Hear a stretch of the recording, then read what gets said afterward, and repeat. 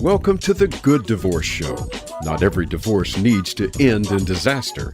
It's time to see divorce in another perspective. Here to help with that is your host, Karen McNinney. Hello, listeners. Thanks so much for sitting down with me today as I chat with really what feels like an old friend and a neighbor, Shelby Humphreys, a Missoula local gal as well, and the owner and CEO of Missoula Social Media, a digital marketing company. Shelby is also a wordsmith and comes to us as an author and writer, blogger, and also writes fairly regularly for Missoula Valley Lifestyle. So happy to have you with us, Shelby. Welcome. Thanks, Karen. What fun to sit down with you. I think we met back in, early 2000s with Toastmasters. That's what I want to say, when we were both mastering words. And here we are now on the other side, both of us divorced. Yes. And having stories to tell. And again, each story very unique. And it's helpful often to the listeners to just know a little bit more about who we're talking to, your background, and what the journey of not only your divorce, but your marriage leading up to that divorce. Can you take us back in time? How did you meet this first husband? Yeah, my first husband was John. He also was born in Missoula. We met at Big Sky High School. Oh, gosh. Oh, my gosh. Me and a group of girls, we all loved this boy because he's one of those boys that would hang around girls and every girl loved him. And he was very pretty and cute. Uh-huh. And of course, I made my play for him because I really liked him. And I found out that I think it was my senior year. We never really dated. I just was really trying to track down this cute boy. Uh-huh. And the senior year, someone pulled me aside and said, you'll never date John unless you join his church. Okay. And I just went up and joined the church. You were going to date John. If that's the path to this man's heart, then you're there. Yep. Yeah. Wow. And lo and behold, I had a wonderful connection with what I call the big wow. And I always cherish that even to this day. So it was two relationships that started then. It was my relationship with John and my relationship in this very tight community here in Missoula. Yeah. And how old were you then? Were you still in high school when that was budding and you joined the church, or was it post high school? Still in high school, spring of senior year. So young. Yeah, we were both really young. And then was that kind of one and done? You both began to date once you joined the church and into that young adult life? Yes, but it looked kind of different when you date in a church like that. Tell me more. There was the 6-inch rule. Yes. And for those who are just joining us from another planet, that means you don't get closer than 6 inches to the cute boy. But, we were 18 and in love, so we found ways around that 6 inches. Uh-huh. Oh, gosh, we're not going to cover that on the show today. But yeah, it was probably a 4-year process, a lot of chaperoning, a lot of getting to know all of the leaders in the church, and one final approval from the pastor. Right. And that was really important to John because he was not only part of the church, he was what they call a PK, pastor's kid. That's right. A different set of rules and expectations when you're a PK. Exactly. And his father was the assistant pastor. So yeah, we towed the line there as much as we could for about 4 years, and then we got married.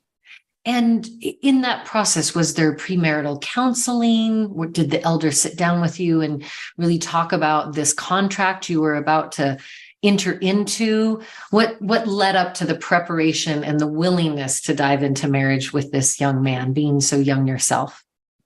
Boy, that really makes me think, because there must not have been anything official, because I can't remember anything specific. Yeah.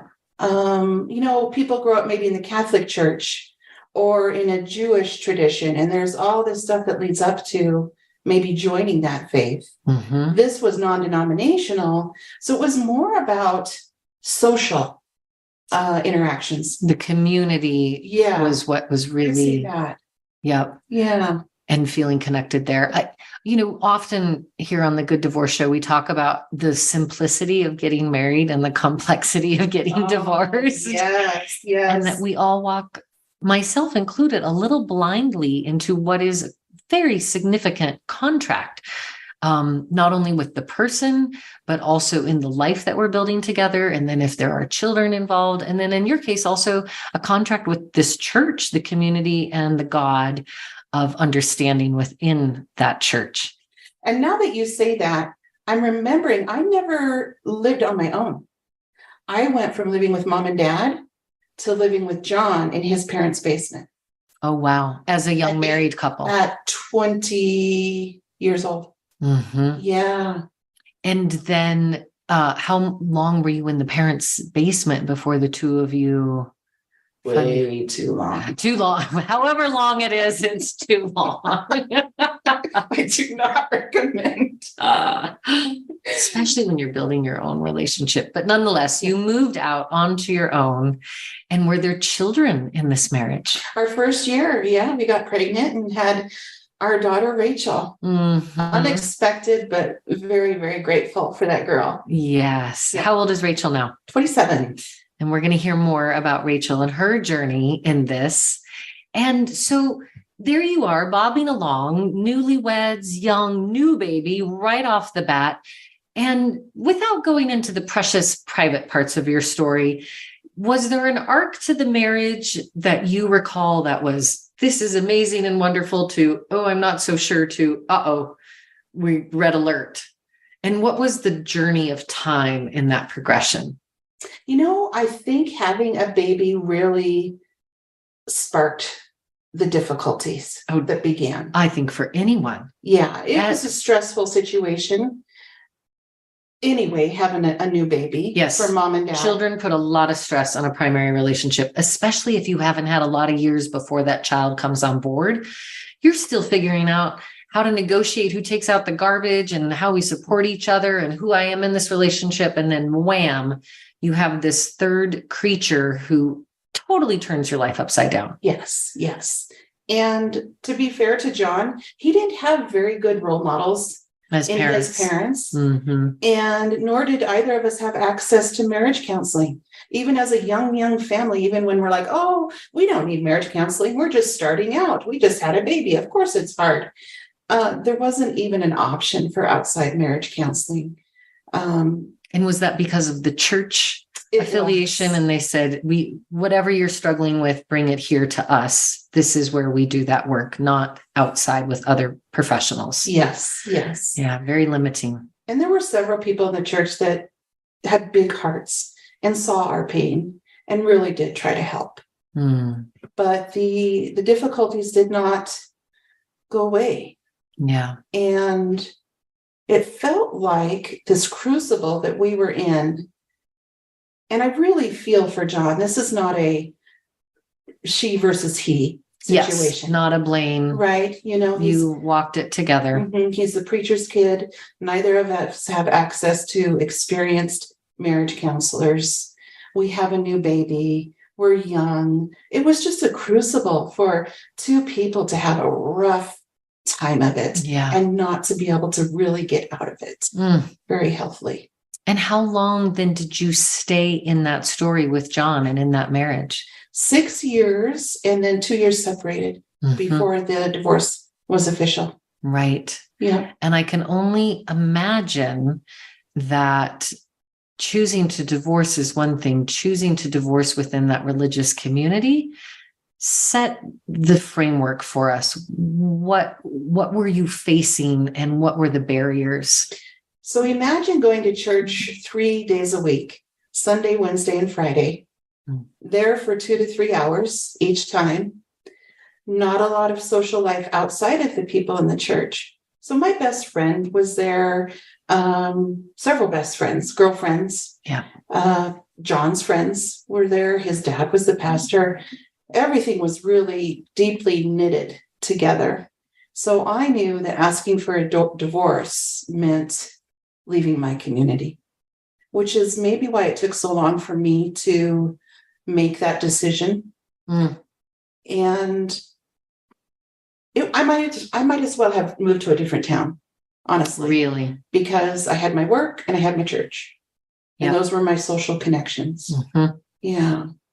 And did you know it was a foregone truth that if you left the marriage, you would be asked to leave the church, that it would be done? Was divorce kind of put on that list of, so sorry, thank you for joining us, but you're no longer welcome? Yes, that's a very good way to put it. Wow. But also, let's think about John being a pastor's kid. Right. If he left with me, it meant actually leaving his family the way that dynamic was. So he couldn't do that. Yeah. And if I left, it meant me losing my community, but he could stay with his family. So either way, one of us was going to leave or lose something. Yes. And the fact that John and I came out of a divorce with our child, he was so grateful for both of us, to where we became friends, to where we could cross that religious divide for the sake of our child. I am so proud of John and I for doing that. It's extraordinary. I am so proud of us for that. These are the stories that we amplify here on the Good Divorce Show, because some people don't even realize that that's an option, that it's a possibility. And we all, myself and our listeners, want to hear more about how you were able to overcome that and to find a path that was really the path of Rachel, your daughter. That's a great way to put it. It was Yes. the path of Rachel. Mm-hmm. Oh, yeah. You know, when you were asking me, we were talking earlier about what we might discuss on the show here, and you were asking for advice that I might give other parents. And I never quite thought of it like this way until you asked me. But I think any parent knows what's best for the child. But that definition of what's best can be different. right. For each parent. Yes. Right? What really, the piece of advice I would say is, let's tweak that just a little bit. And let's say, what is kindest to the child? Because everyone recognizes kindness in whatever situation. And I think that's what John and I strive to do. Oh, I love this paradigm shift. Just, would you mind repeating and sort of saying that again? You shifted from the idea of what's best for the child to what is most kind for our child. Mm-hmm. Does any example come to mind when you knew we were at odds, we weren't quite connected, we had to find that middle path? I knew you were going to ask this. So I can't really think of something I did well. I can think of something I really regret. Would you be willing to share? Yes. And sometimes these mistakes or regrets actually are the best teachers. I agree. I have my own list. And like, if I had a do-over, I would definitely do that over. Yes. And I've gotten it wrong many times, and I will continue, because we're all just practicing, not perfecting, just messy, beautiful, wounded humans practicing. There it is. Yeah. There it is. So what would your do-over be? We had a co-parenting agreement where we would do this transition on Sunday mornings before church. It was my daughter Rachel coming from my home and going to church to then continue with John. Correct. Okay. Okay. And there was one day, she was maybe 6, not very old at all. And I still have it in my mind, you know, she's wearing a skirt, long hair, and just in tears. Mama, I don't want to go. Mama, I don't want to go. And in my mind, I'm thinking, no, this is the agreement we made. I have to stick to this agreement. We have to do this. And I tried to explain to her, oh, honey, your dad is expecting you. It's his time. We need to make sure that we honor that. And she just was in tears, this poor little girl. Yeah. And it's hard for them to understand the backstory of that moment. Yes. And they shouldn't be burdened with the backstory I agree. of it. Yeah. Yeah. You know what I wish I would have done? Of course, we didn't text back in those days very often, but that's how old we are. I could have made a phone call. I could have figured this out and just said, hey, John, Rachel's not feeling good. Can we just meet you later this evening? Enough said. Yeah. Do you have a sense of how he would have responded to that? Because not every co-parent is receptive to a change of plans when it comes to their designated time. I think he would have been fine. Yeah. Again, he really cared for Rachel. And if he knew that she was really upset, he'd be okay with that. Yeah. Because that was the kind That was the decision kind thing to do. make. But in the end, did you scooch your daughter off into church I with did. tears? I And did, and it's so my heart just still, Ugh, that's those moments. How old was she when you separated? She was 6, actually. Okay, so right around those early days Yeah. of learning how we're going to do this in 2 families. You both had shared custody of her here in Missoula at that time in those early years. Mm-hmm. Well, when we come back from the break, we're going to hear more about the path of Rachel and her 2 parents, and as well as really diving into this dynamic when we have a devout religious influence in our life, in and around our marriages and divorce, that sometimes they have a really big voice, and how these things happen and how we want to liberate ourselves in the best way possible. So please stay tuned as we talk with Shelby Humphreys today. We'll be right back.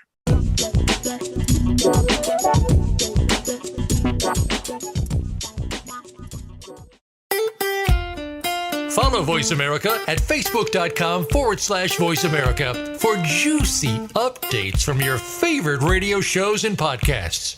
Before you call the lawyer, call the Good Divorce Coach.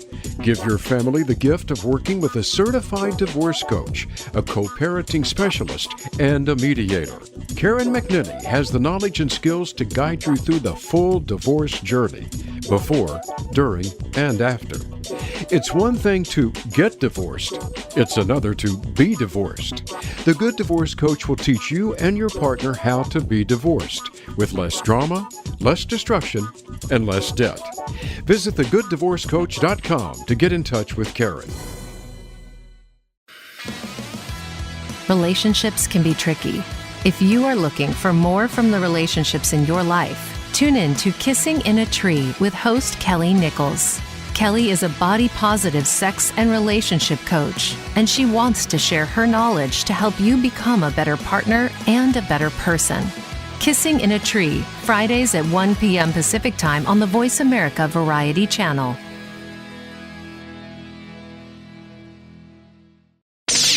The Internet's #1 talk station. #1 talk station. VoiceAmerica.com.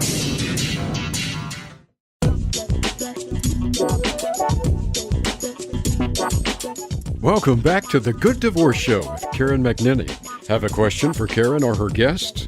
Join us on the show at 866-472-5788. That's 866-472-5788. Now, back to the show with Karen. Hey, thanks for staying with us this afternoon, talking with Shelby Humphreys from Missoula, Montana, digital media maven, as well as author and divorce survivor, remarried, daughter now 27, but was about 6 years old when you and your husband came out of your marriage. And not only out of your marriage, but out of a very tight-knit religious community, which captured so much of your identity from a very young age. So we just left off with the marriage beginning to unravel. And it's my understanding that John stayed with the church, but that were you not allowed, or did you just decide we're not going to be in the same religious community anymore? What happened there? I had a lot of experience in the church with giving up parts of myself. It was almost transactional. In order to continue staying in this community, bit by bit, giving up myself. And there was a moment when I realized I just can't give up any more of myself, that if I move forward in this, I will lose who I am. Wow. And then I had an additional thought that if I stay, Rachel will grow up with a mom that is less than herself. And I did not want that model for my daughter. Mm-hmm. So I began in my heart distancing myself. And another relationship came along, which, as painful and long and drawn out as it was almost the only thing that would have actually got me out. Right. This catalyst. And I know, however we frame other relationships, distractions, sometimes it's work, sometimes it's volunteer, sometimes it's our best friend, sometimes it's a new partner, but there's lots of ways that our attention gets tugged away from our primary relationship. And it's been said that if you're not tuggable, it won't be tugged. But if you are tuggable, I don't think it's actually ever been said that, but I'm saying it today. If the door is cracked open, you're inviting a distraction in. And when there's not permission to explore the marriage fully or go through discernment counseling or even have permission to consider divorce, we contort ourselves in lots of different ways. That is the perfect stay. way to put it. Yeah.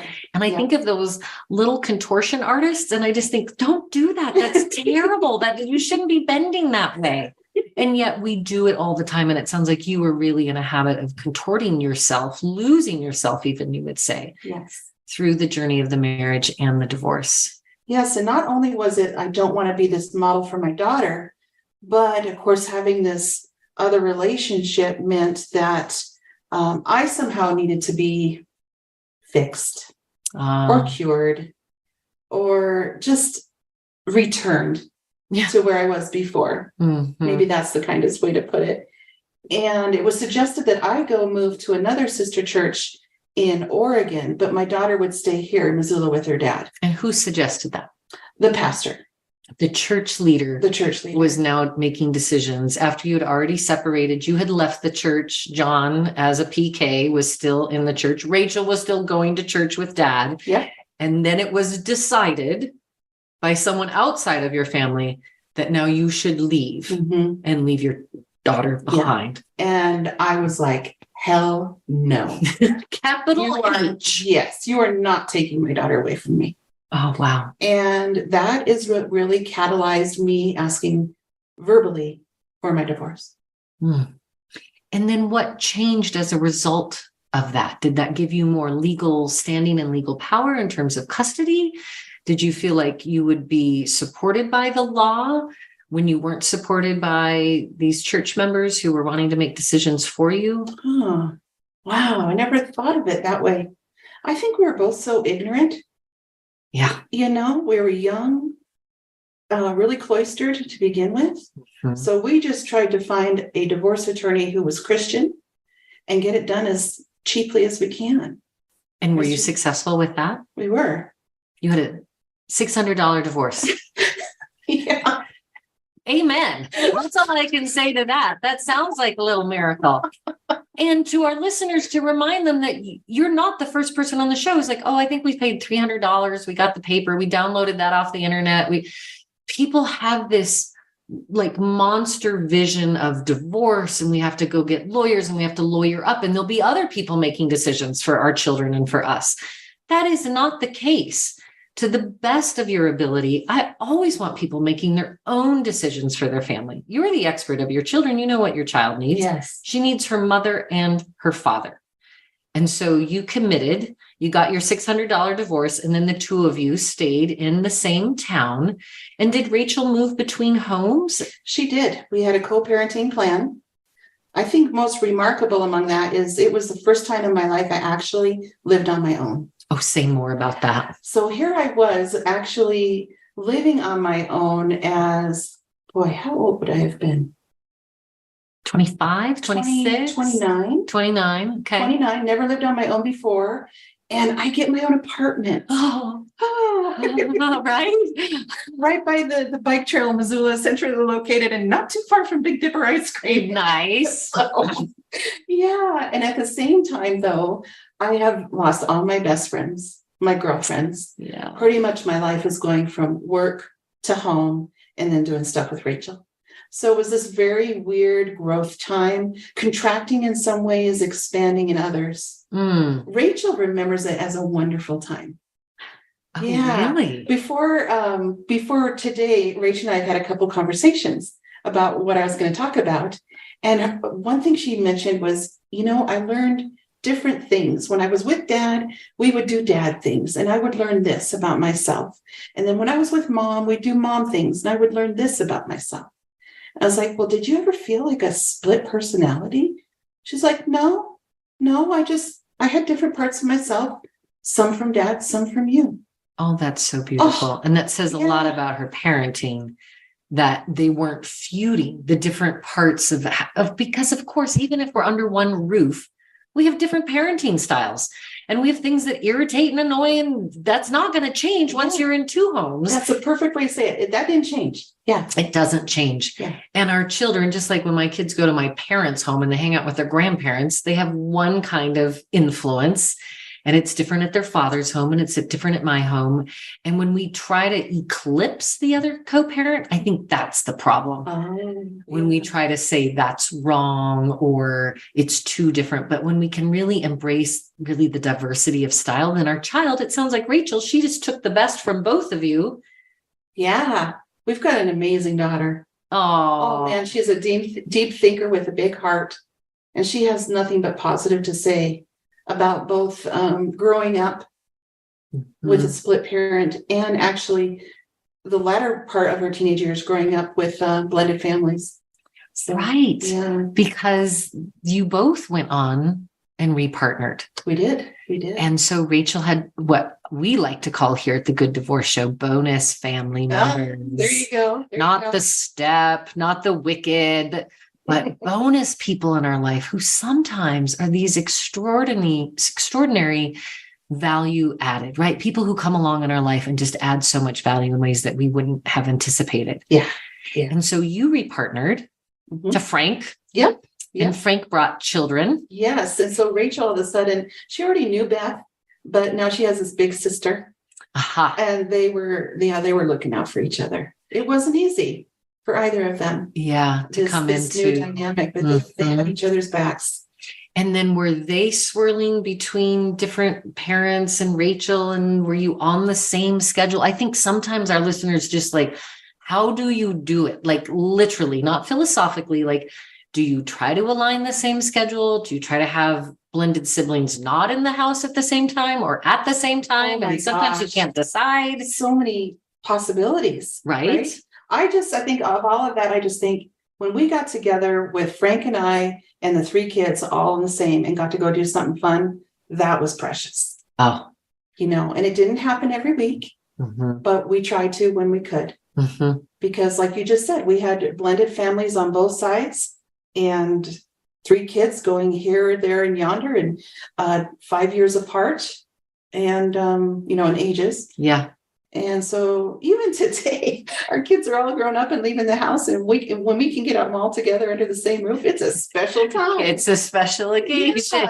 Yeah. Yes. So when our young adult children want to hang out with their parents, that is glorious. Yeah. I want to go back to this idea of this living alone and new discovery, particularly coming from, as you said, this cloistered experience inside your religious community, and then this time of rebirth, reinvention, and the duality of joy. Here I am having this freedom, but then also the loneliness that can come when you're no longer parenting every day, and you're no longer in a partnership every day. Do you remember those moments? I do. And I remember one particular thing was on Sunday evenings. So I had spent a lot of time with Rachel. Now it's time for John to have her time. And I'm alone on Sunday evenings. I remember driving through town and looking at houses and their windows, the golden glow, and imagining families together on a Sunday evening. And just feeling this ache of loneliness and knowing that I didn't have that. For some reason, Sunday evenings were just tough. Yes. Transition days. Yeah. And I don't think that's unusual, which is why I really encourage the clients I work with have a plan for transition day that doesn't include you at home on the bathroom floor with a pint of ice cream and a box of tissue. And I've been there. Like, make a plan if your kids are leaving or you're dropping them off, that you have something else that you're going to, especially in those early years. I wish I would have. Right. And for those of you listening right now, and you may be a family member, a neighbor, a friend, a coworker who knows someone who's going through divorce, show up for them. Show up. we don't always know how to ask for what we need. Sometimes we just don't even know what we need. But if Shelby were just diagnosed with cancer, if she had just lost a loved one, I am sure there would be a community who would begin to rally, and there would be a casserole, and there would be cards, and there would be flowers, and there would be a phone call and checking in. But somehow divorce comes with this shame beacon, and that just leads to the isolation. And I can't even imagine for you when it was also such an integral part of your religious community that you didn't just divorce John, you also divorced your friends in the church. And I'm guessing they also divorced you. Yes, I didn't hear from them again, which I'm sure my best friends missed me too. Yeah. You know, it's no one is an enemy or a wrongdoer here. It's the dynamic and the expectations of how people were supposed to behave that were put on people. Right. Do you know what I mean? And so again, we can offer grace to those individuals who didn't show up, who didn't know how to show up or didn't even know that they could. That they could. Yeah. And in this case, it may be that they would have also really been judged by the church if they had been showing up. That could be.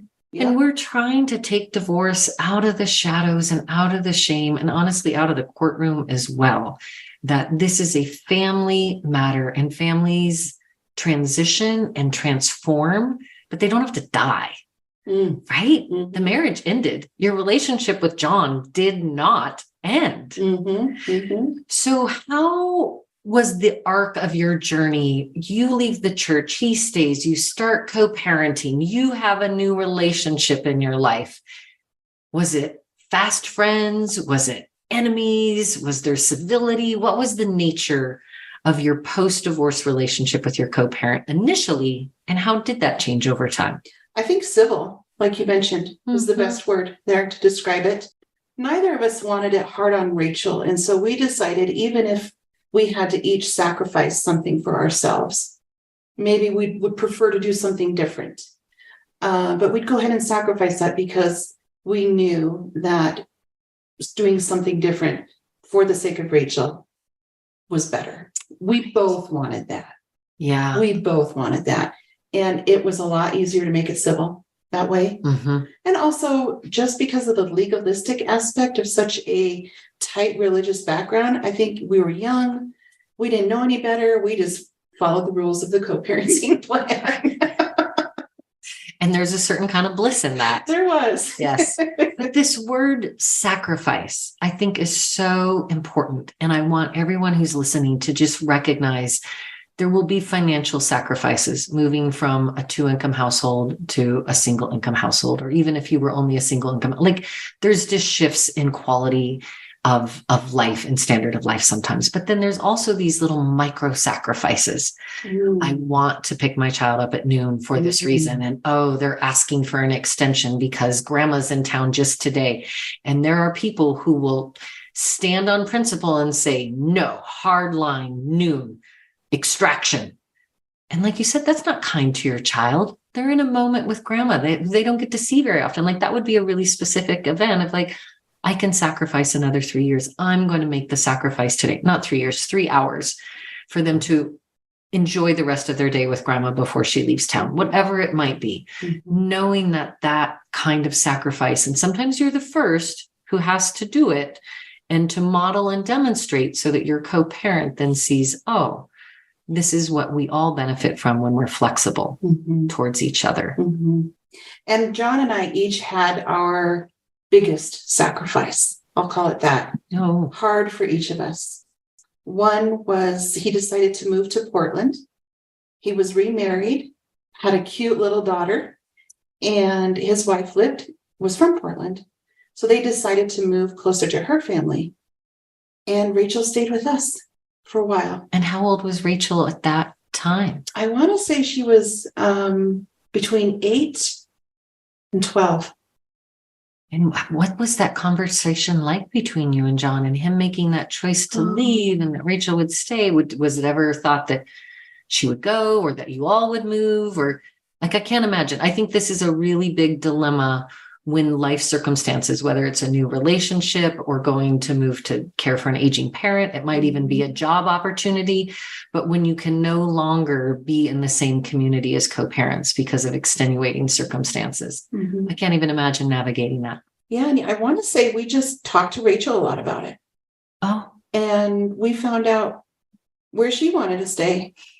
You know, once even though again, she's only 8 years old, which seems really, really young to ask an 8-year-old to. But I don't think she felt like she was choosing between mom and dad. that's important. Mom and dad were saying, what do you want? This is our circumstances. This is what we need to do. How do you want it to look?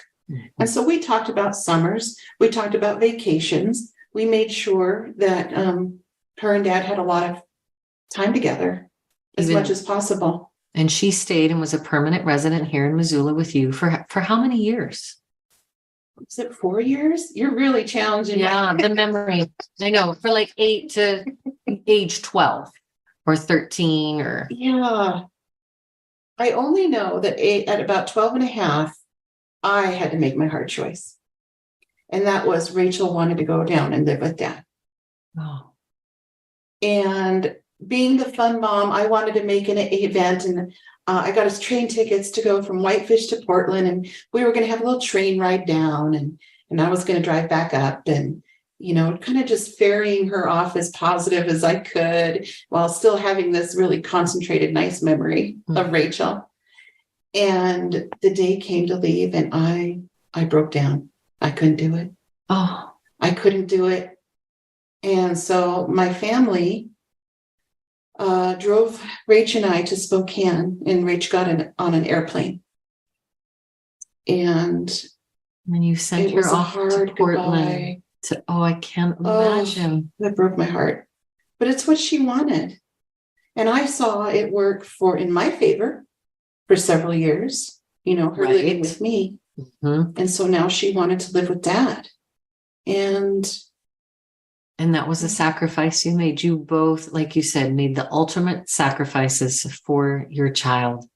Well, when we come back from the break, we're going to continue the path of Rachel as she goes on to Portland to live some time of her adolescent life with her dad, mother, author, media maven, Shelby Humphreys, chatting with us today and sharing the very personal part of her story so that we can all find our way to a good divorce.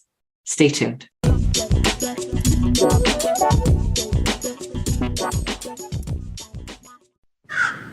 A little birdie told me Voice America is on Twitter. Follow us at Voice America TRN. It's time to unlock some of the best-kept secrets in health, wealth, and happiness. Are you ready to live your life to the fullest and hear insider tips from today's experts? Then tune in to the Forbes Factor with celebrity TV host, keynote speaker, and inspirational icon, Forbes Riley. She's a best-selling author and TV fitness expert, and you know her from QVC and HSN. Now, she brings her expert advice and guests to the Voice America Variety Channel. Tune in live every Wednesday at 11 a.m. Pacific Time and 2 p.m. Eastern Time for the Forbes Factor. We guarantee it will be the best hour of your week. Tune in every Friday to get your weekend kickoff early. Join the legendary G. Keith Alexander for What's Hot Harlem America. The flagship show of the new Harlem America Digital Network has something for everyone. From the latest in entertainment to empowerment, health and wellness, and more. We'll bring you a variety of fresh viewpoints, voices, and ideas. What's Hot Harlem America with G. Keith Alexander can be heard every Friday at 1 p.m. in New York and 10 a.m. Pacific Time on the Voice America Variety Channel.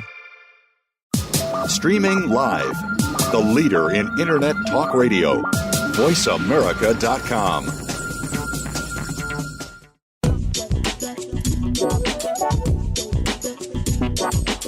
Welcome back to The Good Divorce Show with Karen McNinney. Have a question for Karen or her guests?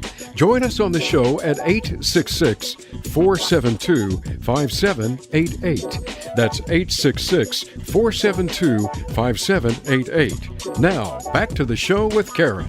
Welcome back. Thanks for staying with us as we unfold what we're calling today the path of Rachel. And that is Shelby Humphreys, now adult daughter of divorce. Thank you again for coming on and sharing your story with us, Shelby. You bet. Not only is Shelby a great warrior mom and survivor of divorce, but she is also a digital marketing maven and has a local company called Missoula Social Media. Check her out, and also is a contributing author to Missoula Valley Lifestyle magazine. So we're glad to have your words with us today.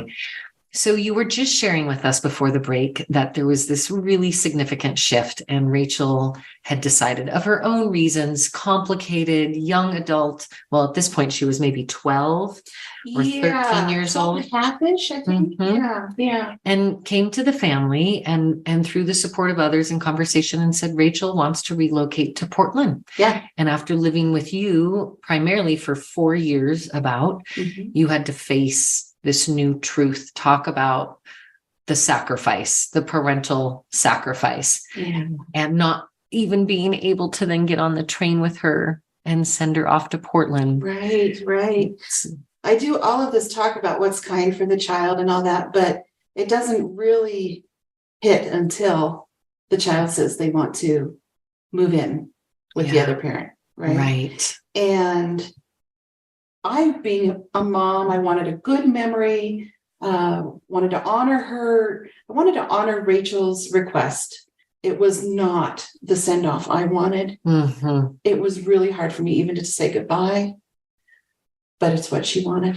Yeah. And I got to spend time with her too, visiting and sure. Was it reciprocal, sort of the grace that you had given John in those former years of summers and holidays, and again, really sharing a part of your heart? That's what we're talking about. Parents, is we're sharing our heart, and no one's heart is bigger for our kids than their co-parent. The other parent. So really stepping up and seeing that. So were you able then to have summers and holidays, and was John just as gracious with sharing of his heart called Rachel? He really was. Twilight, the movie, was huge. And of course, Rachel loved it. And we went on a little whirlwind tour. We drove up to Washington from Portland and got to see that town where Twilight supposedly happened. Yes. oh, there's vampires there. No doubt. Yeah. So here's this, she's probably 13 or 14 at that time. And that was a fun, special memory. So stuff like that. And also she tells me now stories about how her and her dad would go running together, play video games together. Again, it was that Rachel version of when she was with her dad. It really got to bloom, and she has really good memories. And she needed that time with her dad, and she needed a different, fresh start in a different town. And as parents, you both saw that. You found a way to say yes, and then the story had another twist. And when you look back at the decision to send Rachel to Portland, is there any part of you that regrets that or wish it would have been different? Absolutely not. We could not have predicted that John would pass away a year and a half later. Oh my after goodness. She moved. He had a congenital heart defect. I don't know what it's called, but it's like when athletes are on the field and they just drop, their heart just stops. And so doctors would have been looking for it in order to know. Which they hadn't. Young, healthy. Right. No. And Rachel found him that morning. She's the one that found him passed away. What a hard thing. Oh my goodness. We don't wish that for anyone, let alone child, parent, death moment. I cannot imagine. Just a heartbreak. And she had 18 months in Portland with him before he passed away. 18. I bet those months are like little golden treasures to that child. Oh my gosh, yes. Because at the same time, I could tell from my little laptop in Missoula, Montana, I would get emails from John that would say, I really hope you're doing well. And I could see that he was doing well. Because we were able to move beyond civil and begin forming that friendship again. And I still kind of tear up at that just when we were starting to become friends again, that he went. And what could have been, what could be now. And he had remarried. He had another young daughter at the time of his death, 2 or 3 years old. I'm married 19 years now with my husband. So it doesn't mean that, anything would have been undone. relationship wise. Right. It just meant we would have reconnected with that original friendship. And that we finding found. that kindness. I'm thinking about the halls of Big Sky High School. There is a love story. Yeah. There was a reason that you were attracted to each other, that you found this path, that you became co-parents. And again, we don't have to throw all the good stuff out just when the marriage ends. Yeah. And that the two of you were able to reinvent your relationship, right? That's what we talk about, the sort of renovation of the relationship and starting to find that softness, like just that soft heart towards each other. Perfect way to say it, Karen. That softness. Yes. Yeah. So what happened in kind of the aftershock of John's passing? You have a spouse, he has a spouse, there's children involved. Rachel's just moved to Portland. What decisions needed to be made? What decisions were made? Well, the first no decisions were made. I went down and got there as fast as I could. And it was all about Rachel. You know, this poor girl just found her father, and how are we going to help her and support her? The odd thing about it is John had moved with his wife, Rachel, and his daughter to Portland, and there was another church there. So plunging into this church environment. Same sort of culture, cloistered, close that you had kind of escaped from here in Missoula. You now had to go face with the new wife and all of that community. Oh, it sounds very awkward, very stressful and difficult. They made it as easy as possible. And I really appreciate the folks in the church. And honestly, John's wife was kind of heading out of the picture, and, you know, for whatever reason. And so we were all able to really focus on Rachel, and they were gracious to me. They let me stay in their homes, and there was no weirdness. Because now you're a part of grieving your ex-husband, but still the father of your daughter. Very sudden, right? We forget that if you have entangled your DNA, you have a forever relationship. Forever. Yeah. So what do you want it to look like? And what would it have been if the softness of heart could have come sooner? And we really look at what prevents us from just getting there, because I do believe time is an extraordinary elixir and healer, but sometimes we should, of our own accord, push the gas pedal a little bit on that time and just get to the good stuff sooner. Yes. I mean, it's all easy for me to say all these good things about kindness and considering Rachel, but you know, Sunday evenings, I've just passed her off to John, and I'm living in Missoula, and at this time he was still in Missoula, and I'm driving around town looking at all these glowy lights through the windows of all these homes in town, and just thinking there's families in there having their Sunday evening, and I'm alone. Yeah. And I'm lonely, and it's horrible. And why did this happen? Yes. And all of this stuff. But then I remember Rachel had 1.5 years with her dad before he left. Yeah. So all of this yucky, unpredictable, grateful, it's just a mishmash, isn't it? It is a mishmash. Yeah. I usually tell my clients, the emotional journey you're about to go through is not linear, for sure, not predictable, always going to take longer than you want it to or think it should. And it's going to feel like a ping pong in a shoebox. Yeah. You're all over the place, and it's pretty unpredictable. Yeah. And so once you get through the grieving process and kind of the logistics of John's wife at the time, sort of moving on with their shared daughter, but here's Rachel in Portland. Did she have a sense of what she needed and wanted? Yes, she was very clear about it. And she wanted to stay because she had formed some wonderful relationships with her high school buddies. Oh gosh, and now she's in high school. So the last thing she wants is to be moved around again. Yeah, yes, exactly. Yeah. So we're like, okay, how are we going to make this happen? Because here I am also needing to take care of myself. I am not going to move to Portland because she will be graduating from high school in several years. And I don't want to upend my whole life and family for a short period of time. Yeah. Rachel wants to stay. How are we going to do this? She did not want to stay in the church. Interesting. She's in high school. She is exploring her own individuality. She wanted to actually make that move away from the church. And now that her dad was gone, it was easier to do that. She had permission She and had some permission freedom. and some freedom. And well, this wonderful thing happened. This family from her high school stepped up and said, we will house Rachel through the end of high school. Oh, beautiful. Oh my goodness. Oh my goodness. And they're just the neatest family in Portland. She has Yeah. all these bonus family members that come into her life. Yes. I doubt she would have chosen this path, but it Yes. seems to have, in the end, kind of worked out. Yes. And in that family, she had another older sister all of a sudden, and who was really great to her. Some really healthy couple.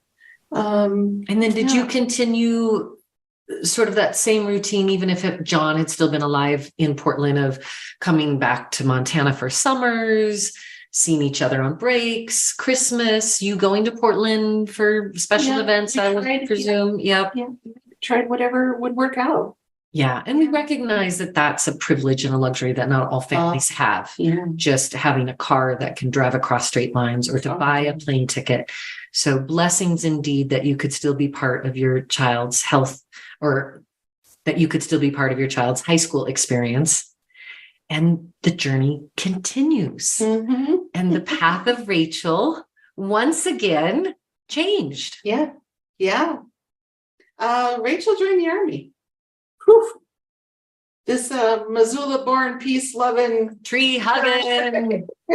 She decided she needed, well, who knows? We won't speak on behalf of Rachel, but something about that said yes. Yes. Mm-hmm. And she Mhm. found stability and consistency and a different kind of community and a different kind of cloister, right? The Army has its own rules and whatnot. Yeah, but she grew up as all 18-year-olds need to do, leaving the home and defining who they might be. And that was her entry into that. And we supported her as much as we could in that too. So and thanks to her and to all of our listeners who have chosen the armed forces in representing our country in the time that you serve, the time that you invest. And then Rachel's path ultimately came back home to you. yay. And you didn't tie her up and throw her in the trunk of the car and say, back to Montana, young lady, right? The long journey. Do you recall the moments where she was in her decision-making and what brought her back to Montana? I am skipping a little bit because she did go to UM for a little bit. Okay. But she didn't really. Which is the University of Montana. The That's University our of Montana. at-home school Yeah. where Shelby and I are speaking today. Mhm. And no particular subject really got her passion. And so she made this very wise decision to say, you know what? I'm not going to go in debt anymore until I have a definitive idea of what I want to do. Mhm. And then the Army came up and she went. So yeah, not graduated, but came back from her tour there and is now living in town not next to me. That'd be a little too close for her. But yeah, we're in Missoula together. She has her place, and I have a daughter who wants to spend time with me and who lives locally. And I'm just so grateful for It's that circumstance. Glorious. Yeah. And that young budding relationship kind of in the aftermath of your divorce with Frank, Yeah. your now husband, that persevered and continued. And 19 years as stepmom, wife, mother, you kind of ended up checking all the boxes, Shelby. Oh boy. Wow. Now I'm 50. What's going to happen? Oh, but careful what you ask for. More twists and turns in your story. I am curious, because the religious journey and the church community was so important and so integral in your life, and you did reinvent and find yourself and find a new community. But where does religion stand for you now in this life? And how did you continue to process that in your own self-discovery? Yeah. So when I left the church, I couldn't just like all of a sudden say, oh, I'm an atheist. Screw you all. You screwed me over. I'm divorcing. Bye-bye. Mm-hmm. My relationship with that special thing that's bigger than me was too precious, you know, but I needed a way to be me and have that as well. Mm-hmm. Right. So I actually did go to other churches for about 2 years. I look at it now like weaning myself off, Sure. but keeping that wonderful connection to something I like to call the big wow, because it's bigger than me. And when I see it in people's lives, it makes me just go, wow, this is awesome. Right? That's great. The big wow. That's my label that I've chosen. But now that vertical, I look at it like a fabric. There's the warp that goes up and down, and then there's the woof that goes across, and that's how a fabric is knitted. And I feel like in my relationship now, I'm in that woof where I see that big wow in other people. And so I get to find out what is important for this person about the big wow. What does this other person appreciate? All these different relationships. I feel like I'm a kid in a candy store because I get to like almost taste the different ways that people have chosen to have that connection. Oh, that's a beautiful transformation. It really feels authentic, but at the same time, not needing to just clutch on to something that, well, gosh, I mean, I lost it all already, right? So what is more was there to lose after what I went through? Right. So now I get to rebuild, and I get to rebuild. And as a writer, did you find that the words and reflection was part of your journey to explore that new transformation and how the big wow came to live in your heart again? So I really needed to just sit down and write about the whole start to finish. The whole big story. Yes. My goodness. That's how I processed. That's what I did. And I can remember being at Bernice's once a week, just going and sitting down, having a coffee and a Parker house roll or whatever it is, and writing my story. And it ended up being a book that I shared with our children. Oh, wow. Yeah. Of course I have to come up with a punchy title. Yes. Give us the title. It's called Church Picnic, How God Saved Me from My Religion. So that is. And that's what it really feels like. Yes. You know? Will this story, do you think, be shared in the future with our listeners and others who are finding and navigating their own complex relationship with their religion and their big wow? If there's a time for it to come out, I'll be looking for it, but I'm not really pushing it. Several of the key players have passed away, not just John. Other folks have. The pastor that we mentioned has. But just out of respect for some other key players, I don't really want to just throw it out there, and really out of respect for our children too.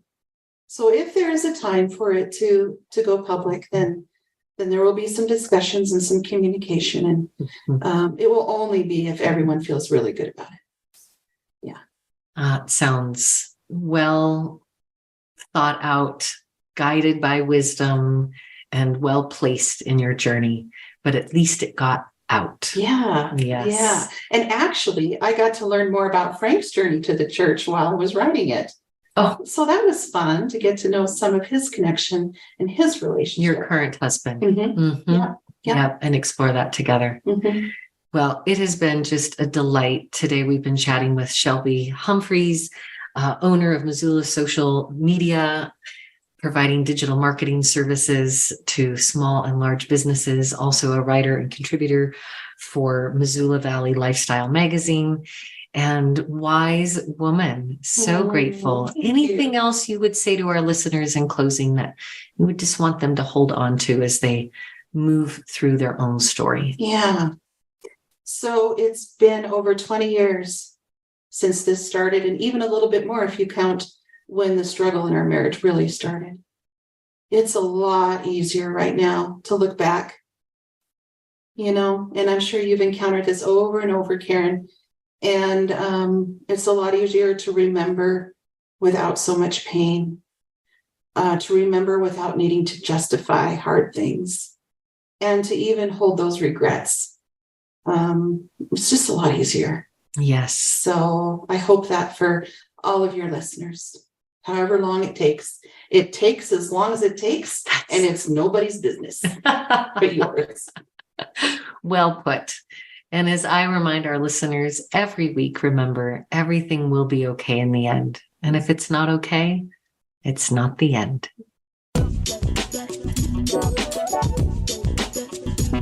Thanks for listening to today's episode of The Good Divorce Show.